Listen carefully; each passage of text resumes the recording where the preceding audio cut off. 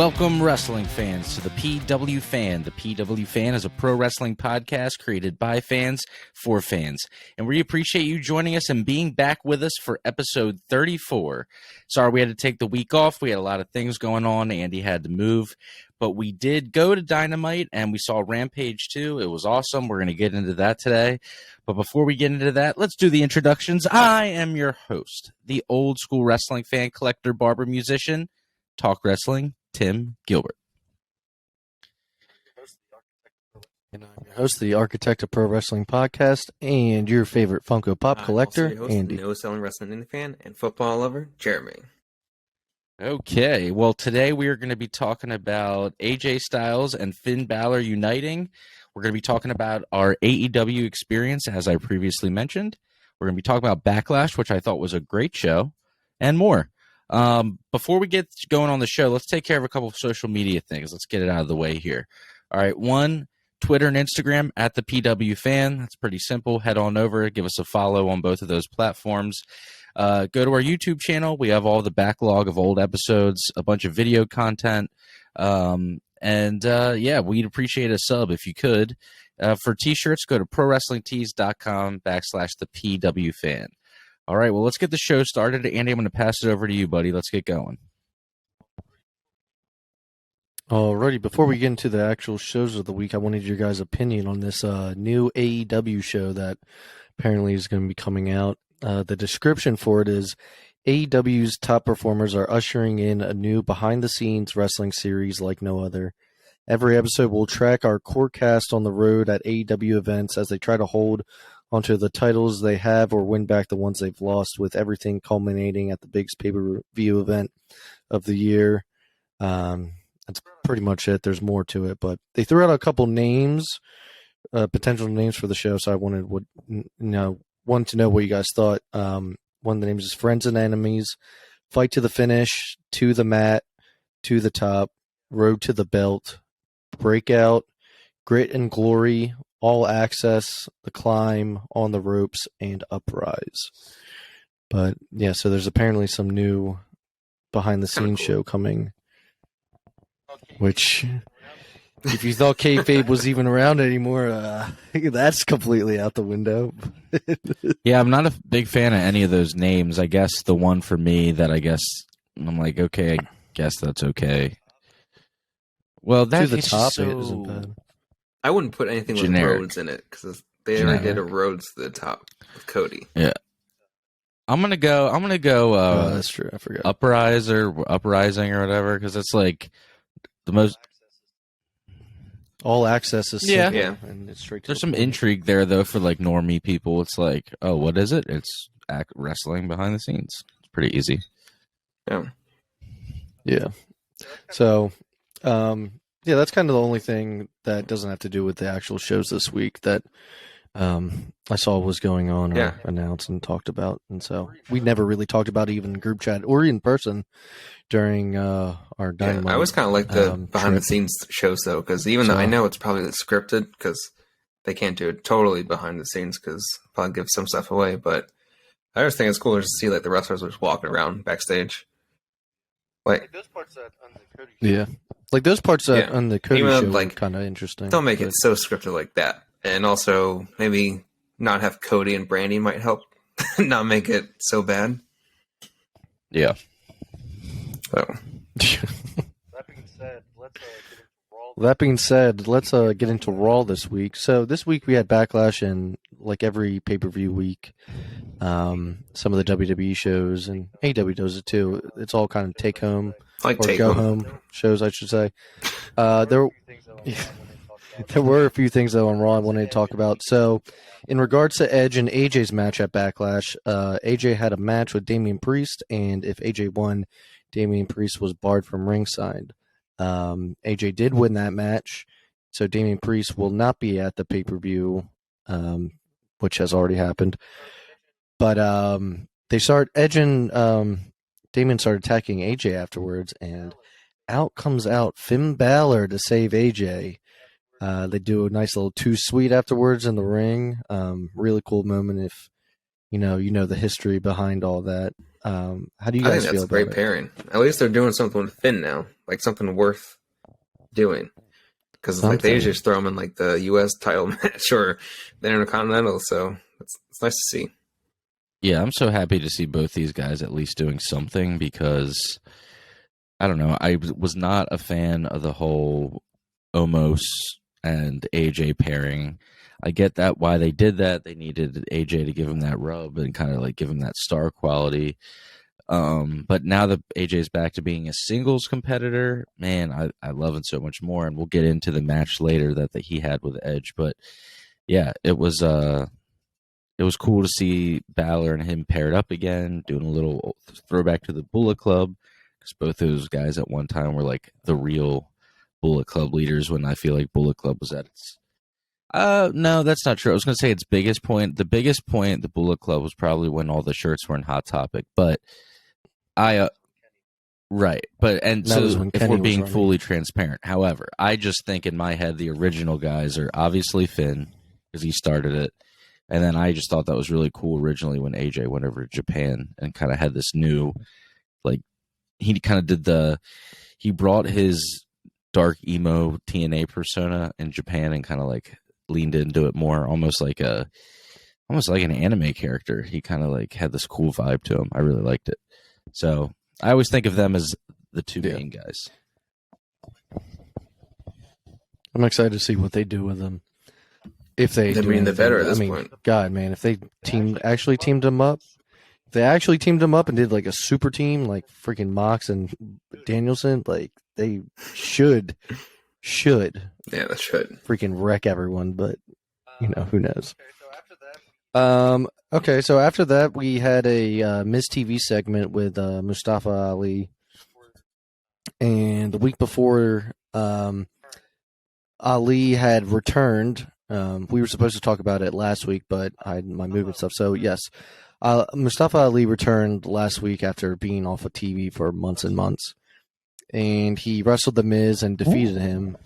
So, and afterwards, after the match, Ciampa actually attacked Mustafa Ali. So I guess Ciampa's a bad guy now.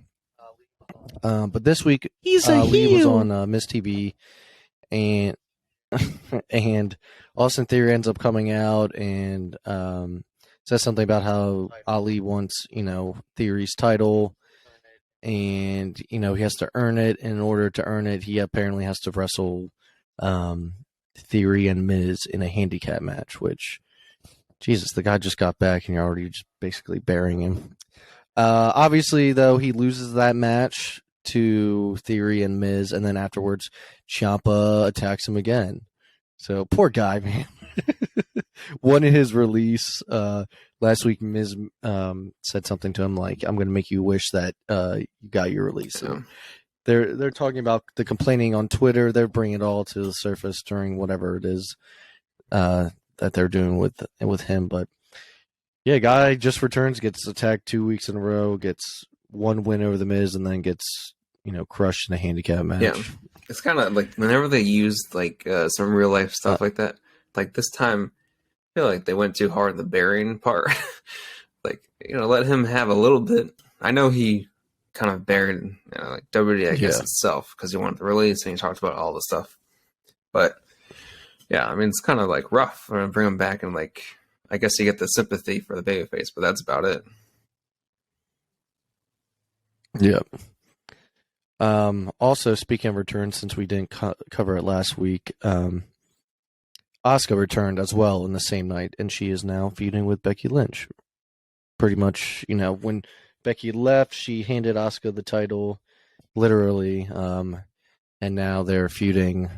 I'm pretty sure they are. They weren't on Raw this past week, but yeah.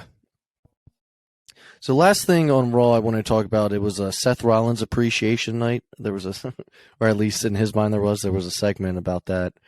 And Cody and him had a good back and forth promo, getting ready for the match at Backlash. Again, all this stuff was go home things and to get the audience, hyped up for it. But both guys are good on the mic. So different though. Cody's like so articulate. like he's compared to like Rollins. Yeah, he doesn't do that laugh either yet. Like WWE hasn't made him do like a stupid laugh, which I feel like most of the wrestlers in WWE have some sort of laugh they do. Yeah. Anyway, Seth does it like every other line. It's so annoying. it's awful. Speaking of Cody, the new Broken Skull sessions came out this week. It was very good. I don't know if you guys saw it. It was really interesting because they have no problem talking about AEW and all that and starting it. And they talked about All In and Yeah. I'm excited to watch it. I haven't watched it yet. The most mind-blowing thing to me was that Stone Cold played Zelda. Was that actually in the interview? Is it? Yeah. Is was that an actual in the quote or interview? is I it don't just remember. a meme? I was gonna say it's not actually in the interview because No, he does say he has. I'm pretty sure it's Zelda where he asks a character, and it's like one of those like segments where he's like, "All right, these are quick fire questions," and then Cody says a character, and then Stone Cold's like, "No, I think it's this person." I'm like, "What?" Yeah. It's like that 2-minute video. Oh, Yeah. so it's like that 2-minute video side thing on YouTube. It's not okay because I watched the whole thing on Peacock. I was like, I don't remember anything about Zelda. But or yeah, if Majora's anybody Mask doesn't know being what we're talked talking about, somebody made a hilarious meme of Stone Cold being like, "Now, Cody, I know you've always been a Zelda guy. Now, personally, I'm a Metroid guy, but I'm a Metroid sumbitch. But let's talk about Majora's Mask." I was like, dude, if that was an actual quote, that'd be amazing. But Yeah, like can you imagine Stone Cold like sitting in his like ranch in his farm somewhere, and he's playing Zelda? yeah, I know, it's wild. Yeah. And that music in the drinking beers, background, too. and he's just sitting there like, look at it. Alrighty. Well, that about wraps up all I wanted to talk about with Raw. Do you want to get into our AEW Yeah, live so event? should we got to kind of go just to? do like a breakdown of like we can? So what we'll do is I think let's talk about how we met up, we got there, and then we'll talk about the review of Dynamite, and then we'll kind of move on from there. But yeah, so basically Andy and I are obviously brothers. If you guys have been listening to the show for a while. I'm a barber, and yeah, that whole big intro thing. We're just kidding around, but yes, I am actually a barber, and I met Jeremy at the shop, and then we became friends really quick because of we both like wrestling, and that's such like an easy in because once you meet somebody that really likes it the way you do, you're like, oh, okay, cool, like we kind of have an understanding. So we've been doing the podcast for like, what is it, guys? Like over 6 months now. I want to say we started in September, And so yeah. The three of us actually haven't gotten to all hang in person. Now, obviously, Andy and I being family, we have. But Andy and Jeremy have actually never hung out together in person. So Andy and I, we went and picked Jeremy up. And Andy's a real person. Andy is a real person. I am. It's funny, though. Yes. Once you've been doing something like this long, I mean, Jeremy got in the car, but then it was literally like we just went about talking how we normally talk. It's like you just know each other. It's like we've been doing this for so long, and I think obviously with video now it makes it even more easy to do this. But so that was really fun. So we have a great easy ride down to the arena in Baltimore. We didn't go to the Baltimore arena. We went to Dynamite. It was at UMBC, which is like a smaller arena, and it's nice. But it was really nice. The merch selection was not great. I feel like they had for the stuff that they could have had, they did not have much. Yeah. I was like, man, they didn't. Yeah, you said they didn't even have the new Undisputed. Yeah, I was ready. I was ready. I kind of did drop some money, like on a hoodie, and I bought a short sleeve T-shirt because it was hot as hell in there. But it was hot, yeah.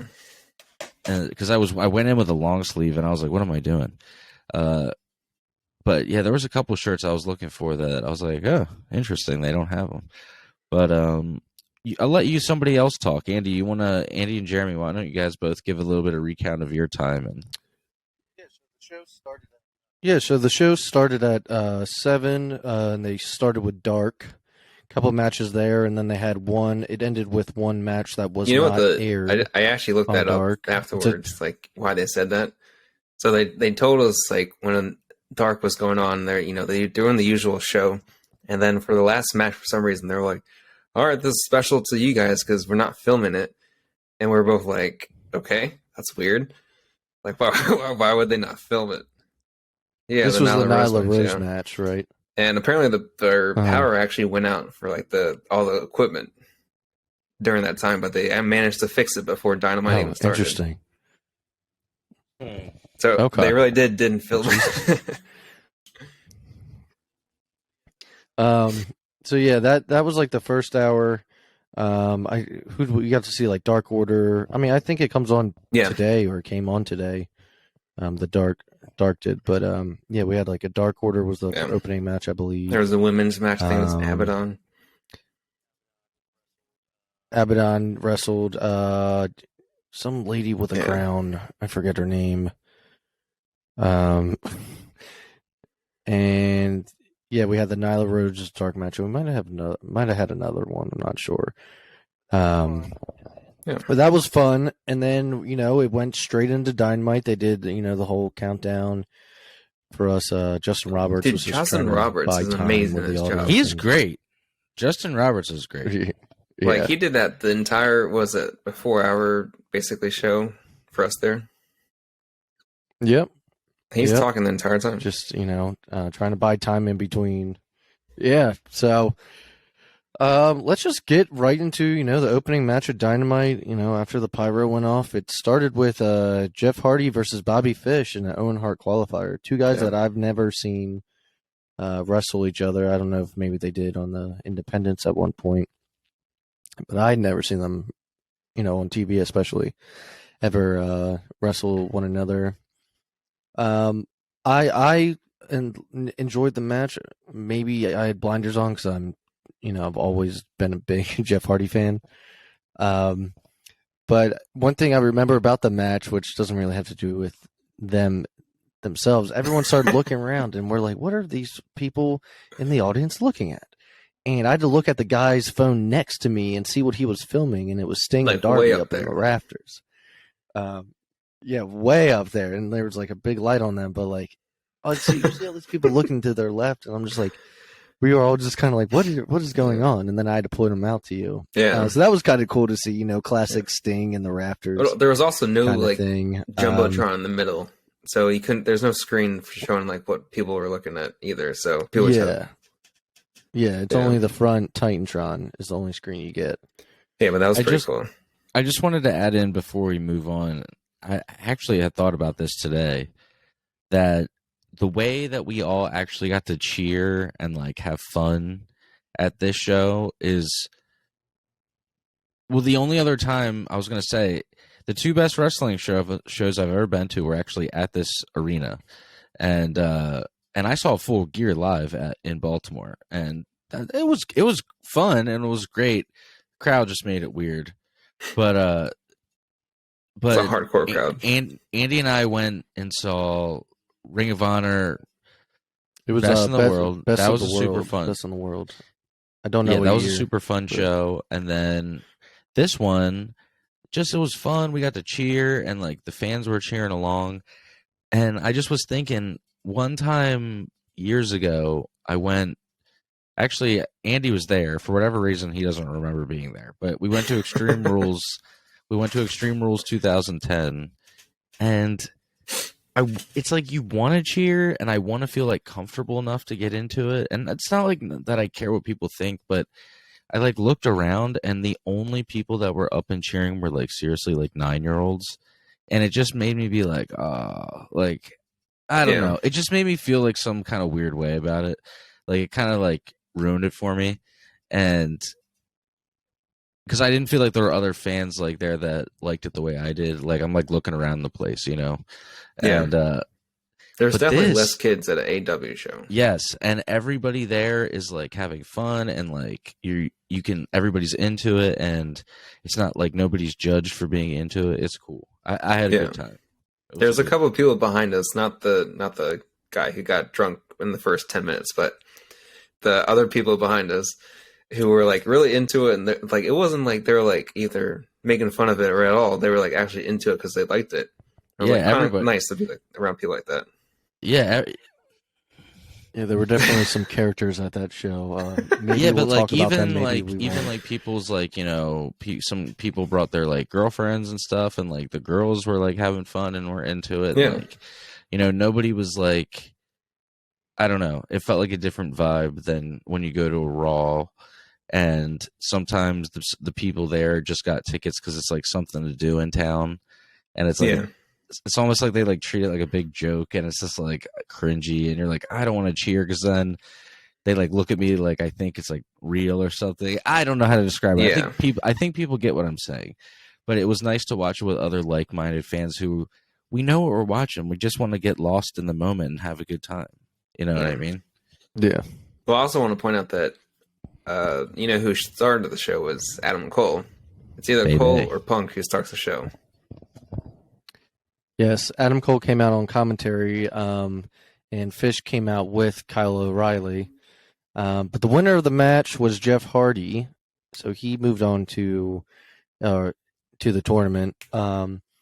And this coming week, actually, we're going to have another Owen Hart qualifier, and it's Jeff Hardy versus Darby Allin. Tournament. Yeah. Or no, this should be the tournament because they both already qualified. Matchup. So a lot of people, you know, this is kind of like a dream match for them. I don't know if it's just the face paint stuff. One quick thing about the match, though, I'll say, like, because we saw it live, I think Jeff looked a lot better live than he does on TV. But... Yes, and that's what we were saying. Yeah, he looked like he could go more than when you watch him on TV. For some reason, I've watched him on TV, you know, in his later run, and it just seems like he's like slow, but he seemed to go. He looks like he's the heaviest guy to ever do a swanton when he comes down on people. I feel bad for everyone. That's definitely a swanton bomb now. Afterwards, Afterwards, the Young Bucks though came down, walked down to the ring, and we're kind of just like, you know, a little bit of a face off with the Hardys. So maybe we'll get a chance to see that in AEW. I know it happened at Supercard of Honor the year that the Hardys returned to WWE. They had a ladder match, so it was very good. After that, though, we were able to see Blackpool Combat Club versus the Butcher, the Blade, and Angelico. Good match. Boo and Angelico, but good match. I've never been able to see Bryan Danielson live. Angelico's gear. Or Moxley. It's just so bright green. It reminds me of like 2002. Just I don't know how to describe it. It's just, I'm like, dude, come on, you got money, get some better gear, bro.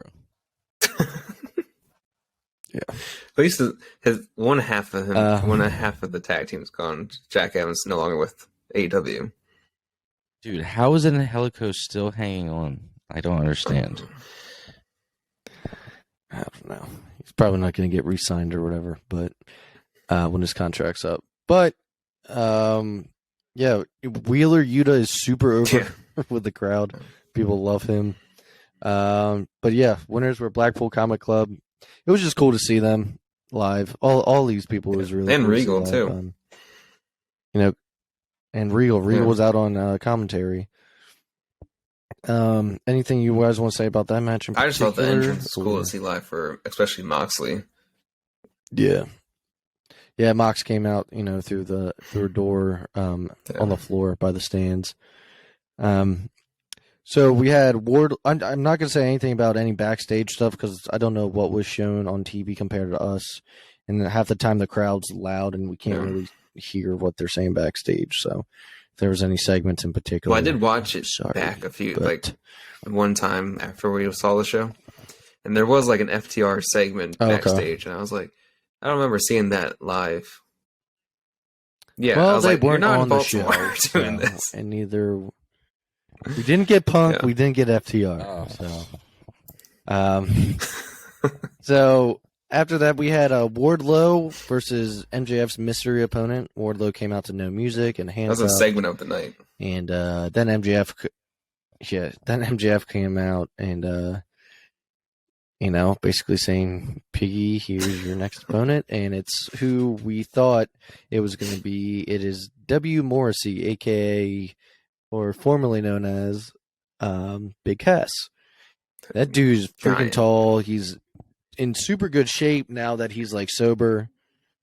But this was a good like big man match. I mean, Wardlow, freaking what do you do? Like a moonsault? I don't know how he does some of the stuff. Moonsault off the being top as big rope. as he is. W. Morrissey was pretty funny when fans were chanting like "We want Enzo." He was like doing that stupid Enzo like shuffle, and then basically telling us all to go fuck ourselves. I think there was like basically 2 occasions when he was doing something like that. But the winner was Wardlow, and afterwards, I remember right before it happened, the security was putting on the handcuffs to him, and I look over at Jeremy and I go, I'd had a couple drinks in me, and I said, just attack them all. And then right then and there, he just starts attacking all of them. And it was a big pop for me because I was like, I just called that. So that was fun. Yeah, he just destroyed all of them. Tim knew one of the guys.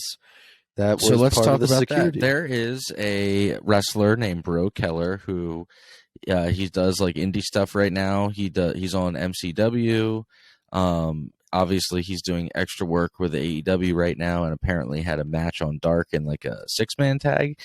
And he's a super nice guy. He came into the barbershop. He didn't get his hair cut by me. He got it trimmed by my friend next to me. And he goes, "Oh, do you guys like wrestling?" Because all the customers I know I like wrestling. And he goes, "Oh, I wrestle." And it's one of those things when people say that they wrestle, you're like, "Oh, okay." And then all of a sudden, like I go to his Instagram page and I'm like, "Oh wow, like no, he's doing stuff. It's awesome." And he was super sweet. And he says he'd like to be on the show, and we'd love to have him. So we're hoping to set that up soon. So, Bro Keller. So it's BREUXKELLER. Look that up on Instagram and Twitter. He took a great kick by Wardlow. Yeah, I think he took the best kick out of everybody. The funniest part of that whole segment, though, was the security had to sell for so long. It was like 40 people. They were all laying on that ramp for so long. It felt like just selling, like yeah. But that was like it was fun. I think they had to do it through like commercial or something. I don't know. I think as each security guard ran down and got hit, I think the crowd got louder and louder each time because it was that might have been the most fun part of the show. One of them. Yeah. It was up there. Yeah. Because you're expecting him to get like held down again, like he was for the past couple weeks, but not this time. Yep. So after that, we had Hangman Page come out, and he tells us, he's like, "Sorry to disappoint you," or whatever. That CM Punk's not here, and the crowd just like deflates, man. We were just like, what? Like the air just let out. But he cut like a heelish promo. I felt like he's going to be more of the heel, maybe still be a babyface, but more of the heel than CM Punk in this rivalry that they got going. It makes kind of sense because you kind of need one of the people to be a little bit more. Yeah, I mean he was like talking shit more than normal. Pointing out to the guy in the crowd, he's like pointing at him with the Punk shirt. I was like trashing him. Yep. Yeah, so I just remember the whole I was just like, like when he was not here. We were like, what the fuck? He's here every week, and this is the one week he doesn't come. It's in Baltimore. Dude, I was pretty bummed. I'm gonna be honest with you guys. Yeah. I forget. Looking back though, there was a lot. We did see a lot of stuff. It was just that would have been. I forget what they did after that, but the crowd was just like, ugh, like I don't care anymore. Well, I didn't want to. I didn't believe it. I wanted to think he was going to do a run. Yeah, you kept saying that, but nope, definitely was not. Unfortunately, I was like, maybe he'll show up on Rampage. Right. It's 2 different shows. Nope. So speaking of what happened afterwards, Jeremy, we had Santana versus Jericho, and this was another thing that we were like, oh come on, they cut Jericho's music early. We didn't get to do the nice little sing along. I was like, come on, man. Yeah. But this was a fun match. You had Ortiz around the outside, and then you had all of the JAS out there too. Was there? I feel like there was someone else for. No, because Eddie Kingston didn't come out, so maybe it was just Ortiz. Yeah, but this was a fun match. I enjoyed it. Santana looked good, but the winner was Jericho in the end. Jericho Ideas has to put himself over. I don't know why. They're just putting that JAS stuff over big time. Watch, Eddie's going to come back this week. So, yeah. Our next segment I thought was pretty weird, and I thought you guys thought the same thing. Varsity Blondes come out, and they call it House of Black. Dude, this really weird. Brian Pillman promo. Jr., bro, I love you, buddy, but holy crap. I don't know what happened. It was so weird. I was like, is this in between like commercial breaks right now? Like I wasn't sure. They literally walked out the side of the stage. He called the Ravens coach his dad by accident. Yeah. Dude. I think he meant to say like friend of his dad. When he was saying a quote from John Harbaugh, I was just like, and then he was weird. Like hugging him at the end. I was like, but yeah, so and then he chose the word enthusiastic to go from like a 5 to like a 12. All right. Well, here's when it got really weird with us. So Julia Hart's in there, and they're like teasing her, like turning on the Varsity Blondes, and this fan behind us. Oh my so God. wasted. Just kept calling her a slut or a whore. He said she's a whore. Just kept yelling at one point. Full disclosure, guys, go off real quick, but the men of the PW fan exact do not call women this or condone calling women such names. At one point, they corner her in the corner, and this guy's like, "There's two guys. She's got two hands. That's two cocks." I was just like, "Oh." I felt like that MMA meme. Like, oh my God, dude, this is a wrestling match twisted. Right now. Yeah, it was exactly like that. Yeah, this guy was not a wrestling fan when we found out. So yeah, he was just a guy. Yes, he was just there. He was there, and he was very drunk. And I was gonna say it's not like he said anything. He was dressed like Fear and Loathing in Las Vegas, Johnny Depp's character. I'm gonna say, I was about to say, it's not like he really said anything too out of pocket, but then I just remembered that he did call Julia Hart a whore. Yeah, multiple times. And, yeah. Oh my God, guys! I'm watching Raw right now in the background, and Edge has cut all of his hair off. It's like longer on top and then faded on the side. Isn't that weird? Because I said, "Holy crap! What has happened to my man's hair, dude?" Yeah, he did. No, like at the pay-per-view, it looked like. Right. Did you guys see it? I don't know how to describe it. It looked like it was like dead hay. Well, speaking of hair, remember Jericho's hair while we were at Jericho has a bald Jericho's hair while we were at Dynamite. Jericho's bald, real bad boy. Hey man, it's all right. Let's not bash. We're not gonna. We don't want to make fun of the way people look. We're all gonna go bald eventually. Yeah. But anyways, Jericho has a bald. So after the House of Blacks, yeah. So Death Triangle ran out though during this House of Black segment, and that set up our next Owen Hart qualifier match, which match of the night. Yeah. It was awesome. Dante Martin versus Rey Fenix. This match was super, super cool. Super, super fun. I really that was enjoyed insane to see that live, especially the high flying stuff. Like I've seen like dives and things like that, but not something like what Rey Fenix and Dante Martin did. That was amazing. Insane. That match was so crazy live. I loved it. Yeah. I mean, they made the flips look like nothing. Yeah. Like I can't even do a front flip. Like this is in insane. live. I mean, not in live, but seeing it live was incredible. Yeah.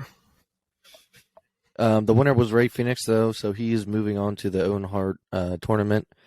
I thought this should have ended the show, but I get why it did not, because the main event of the show was Dynamite, that is, was Deonna Purrazzo versus Mercedes Martinez. It was a ROH Women's Title unification match.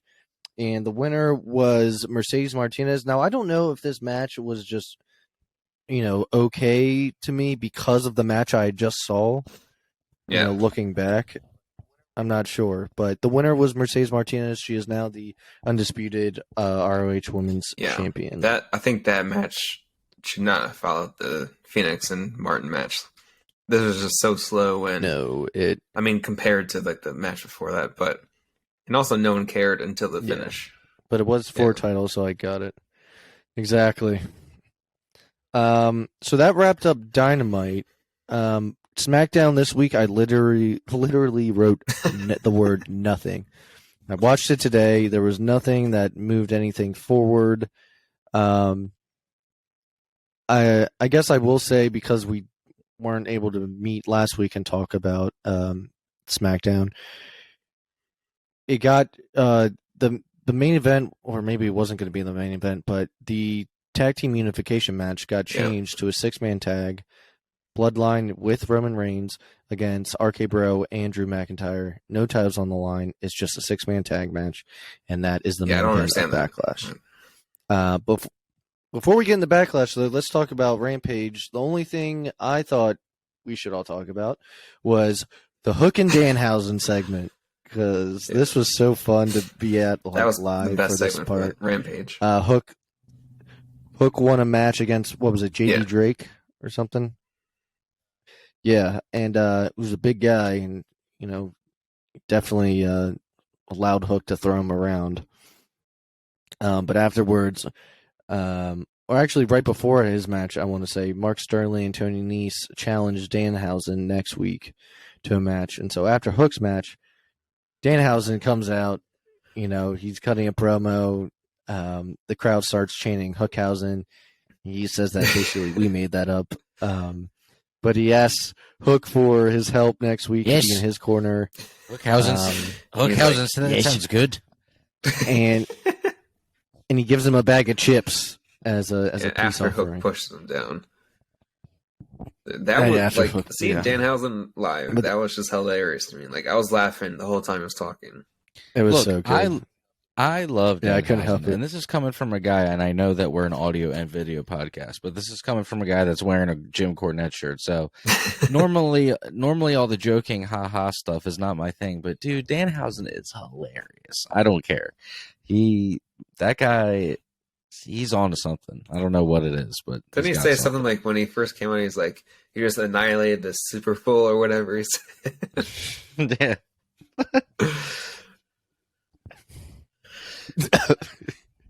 Yeah, I mean, we all knew he was going to come out, but like we were waiting, like looking by the tunnels, being like waiting to hear his voice. Because like, he's like, Punk didn't show up, FTR wasn't there, we didn't see Eddie, and so we're like, Danhausen, Eddie Kingston, yeah, better fucking be there, yeah. And so we got him. So we didn't stay for all of Rampage. We left pretty much after that. I think we were in the middle of like one match, and we were like, let's just go. Also, it was, if you go to an AEW event, and if you guys haven't been, it's very long. At the latest, you'll leave at like 11:30, and then depending on how far you drive, Tim didn't get home probably till 1-ish. And then I think. Well, I was gonna say, this is for a Dynamite. Like Andy and I went to Full Gear. That's more standard. You go, there might be a dark match, and then the pay-per-view starts, and then it ends. And it's the same amount as like a regular pay-per-view. But yeah, when you come to find out, which we just saw for the first time, when you go to a Dynamite, there's a lot going on. It's a lot of wrestling. So be ready. If y'all haven't gone, it's really I fun. recommend it. It's really fun. You will get for sure. Go that day, like almost like save your appetite. Like don't watch any wrestling the night before. Just go and like enjoy it, because there's going to be a lot of it. Yeah, it's cool to see like the behind the scenes when they switched over from Dynamite to Rampage. Just changing all of the stuff there. Yep. Yeah, it was really interesting. I was looking at so much stuff, with the announcers and the notes, and watching JR communicate with people. Yeah. It was cool. Yeah. I'm looking. Let's get into our final segment though, and that's Backlash. Yeah, man, this show was Pretty solid, good. man. It was a very good pay-per-view, and it opened up very strong with Cody Rhodes versus Seth Rollins. This match was awesome. Yep. It was my favorite match of the night. I'm sure it was your guys' favorite match of the night. I mean, both guys can just go. Both guys looked really good. I don't know. I don't know really what to say about it other than I really, really liked it. I was working today while I was watching it, and favorite match on the card. Yeah, it was intense. A lot of false finish. It just got you at times. But the way it ended, Rollins went for a roll up, and Cody flipped it around and rolled him up, pulled the tights a little bit, and won. Yeah, I was surprised that they beat their first match, because their first match was really good too. Yeah, I thought this one was better. So much better, which is insane to say. But yeah, how about you, Tim? I think I texted you guys in the group chat that I think this was my favorite match of the year so far. It was so good. Yeah, that was. I mean, we're only like halfway through. I'm just saying, so we still got more time. This match is a banger. I know. Not the FTR match. Man, like this was like very pro wrestling to me. I don't know. It was. I liked it a lot. And Cody looked great. Everything was smooth. It was like a million false finishes. Yeah. Well, our next match was Omas versus Bobby Lashley. Omas went over this time. I know we said the show as a whole was good. I don't know how you can make this match like a banger. I just don't. I don't know. Maybe how you can make do it like 2 minutes. If you saw, yeah, I mean, it was what it was. Lashley went over at Mania. Omas went over this time. I don't know if there's going to be a third, but it almost feels like they don't know what to do with Bobby Lashley, so they're putting him with a big guy. Yeah, I'm not a fan of the Giants. Yeah, we don't have to get into it. Like even when I AEW does it with their what's the guy's name? Singh? Yeah. Sogdom. Yeah, Singh. I don't like when they do the Giants like this and make them like, they can't move. No, not a fan. But the next match was AJ Styles versus Edge. So much I thought better. this was a lot better. I enjoyed it a lot more than their WrestleMania match. Priest was banned from ringside in this, like we said earlier in the show. But Priest does come down to the ramp. He doesn't go around the ring. He's allowed to at least be on the ramp. And then Balor comes out and interferes to stop, Priest from doing anything. But at the end of the match, a mystery person with a mask on comes and interferes. I think they pushed AJ off the rope, possibly. And Edge ends up choking out AJ for the win. Mystery person, though, is then revealed after the match as the newest member to the Judgment Day, and it is Rhea Ripley. I think maybe we talked about this before. If they were going to put a girl, it would be Rhea Ripley. Makes sense. I think it's very obvious.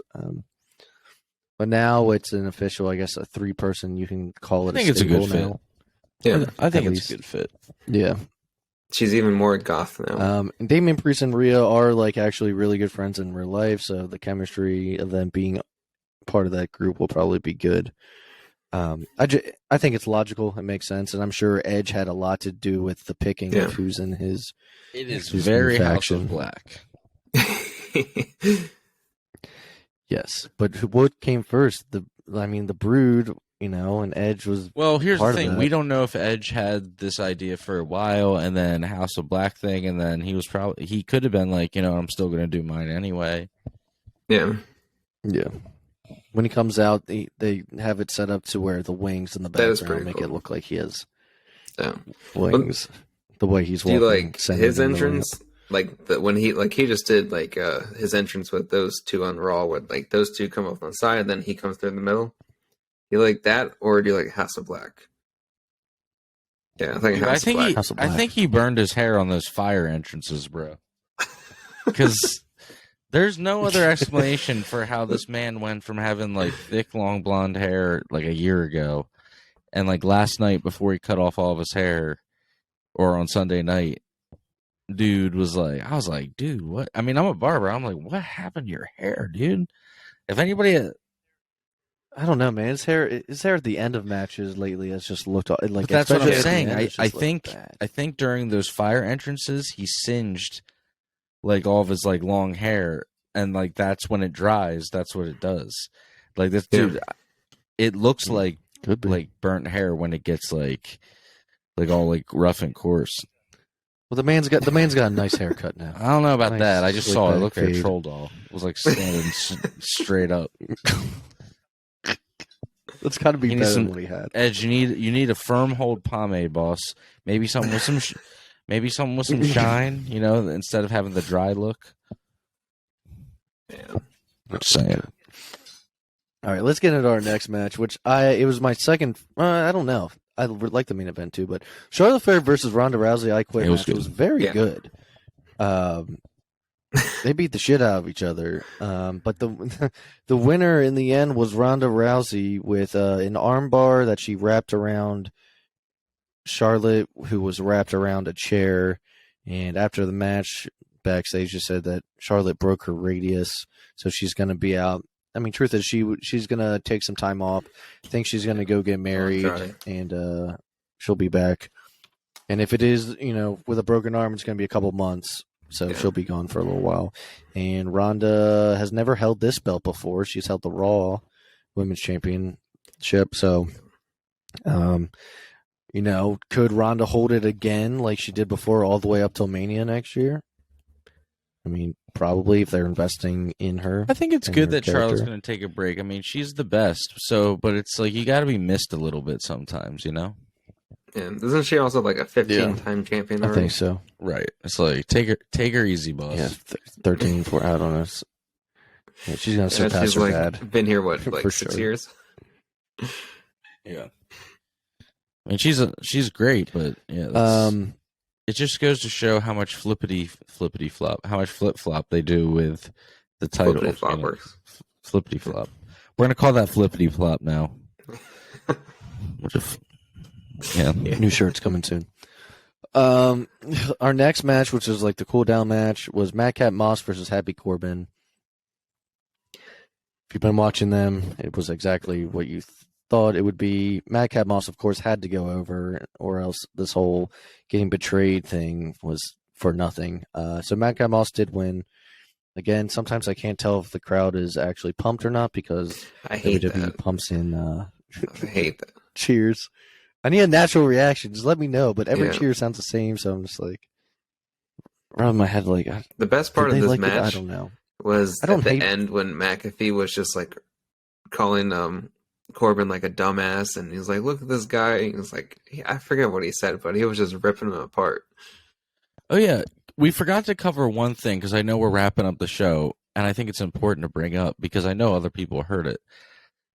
Dude, is it Saxton that keeps saying that Cody hasn't wrestled in 6 years? Yeah, Okay. And then somebody else on commentary was like, well, he has been wrestling, just not in a WWE ring. Yeah. Like, I think that's Graves. I was like, dude, Partner. stop pretending that it's not a thing. It's stupid. Yeah, that's the part that I hate about WWE when they don't acknowledge anything else. But they're literally talking about it they're promoting a podcast that he's doing with Stone Cold where that is one of the main subject matter. Right. It's like, so who was is Saxton thinking that he's supposed to be saying that, or is someone in the earpiece saying, make sure that you don't mention anything? Like, I don't know. It just seems They just had a whole That's what I thing on just said. Broken Skull Sessions with it. Yeah. ridiculous. Yeah, I so feel like that's I don't- definitely from Vince and what's the guy, Kevin Dunn. Yeah. They do that all the time. Sorry, I was distracted. I saw that Money in the Bank is going to be at Allegiant Stadium, Huge which is ginormous in Vegas. Yeah, It's like a football stadium. Ginormous. I don't know if Coming they can soon. sell that out. though. It's huge.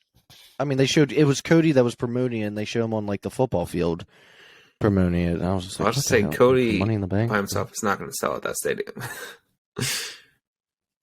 No. But let's get to the main event, guys. This match was originally, like I said, supposed to be a tag team title unification, but maybe it wasn't the original plans, and it probably wasn't. This was probably the plan all along. It was the Bloodline, the Usos, and Roman Reigns versus RK Bro and Drew McIntyre. Clearly, this is to set up a feud, I would think, with Drew and Roman at some point down the line. I did read maybe Shinsuke is going to be going after Roman after the attack from a few weeks ago. That'll probably get them to SummerSlam or whatever, and then you got Drew. That could be his opponent for that. Also, Roman, I think, signed a new deal where he's not going to be working as many dates, kind of like a Brock Lesnar deal. So he's got that cred now. He can do that. He has that value to the company. I officially moved Cody to the front of the modern day guys. So, I moved him from the back. When he was jobbing out in AEW, he was in the back of the shelf. Now he's back in the main event. He's back in main event status. He's up next to Roman. Nice. But yeah, like I was saying about Roman, if you think about it, Roman really doesn't wrestle all that often. He's on TV a lot, but when he's wrestle all that often, it's not too much. But okay, so this main event, I actually really liked. It was like close to 30 minutes. That was fast paced. It was good. There was a lot going on. Everyone looked good in the match. Randy hit an RKO on Roman. For a little while, they were telling the story of trying to avoid. Roman was trying to avoid getting in the ring with Drew. They kept, holding it off until the end. They finally got to slug it out for a little bit. But Roman got the win by spearing Riddle in the end, and the Bloodline is victorious. Who can stop them? I don't know. It kind of felt like, since the titles weren't online, like, why not give it to Drew and RK Bro? Because it doesn't hurt them. Yeah, I mean, I don't know. Just the Bloodline. They just can't lose. They have to be up here. Beneath them. Everyone else is beneath the Bloodline. Like, literally no one, like the Usos, I mean, I guess the Usos have lost, but Reigns hasn't lost in well over a year. God, no. Who can beat him? He's gonna hold it till Cody, and then Roman's gonna wrestle The Rock. Do you think Cody's gonna beat him for one title, then someone else is gonna beat him for another? Oh, or do they unify? No, Cody wants to bring back that Winged Eagle. He says it on the Stone Cold podcast. He wants to bring back that strap, bro. Yeah, with the navy blue strap. He's like, the title. He's literally said the title I want is hanging right there. And he like points to. It's like that's the only reason he signed a contract. Yeah. So we'll have to see, but that wraps up Backlash. I thought it was overall a good pay-per-view. It was under 3 hours. I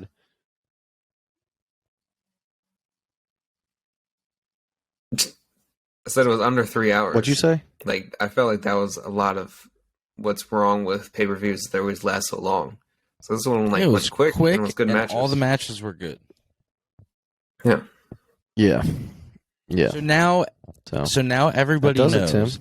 Next year, when you watch WrestleMania, just remember that Backlash is going to be the same exact thing. Just the matches are going to be better, which has kind of been the tradition for forever.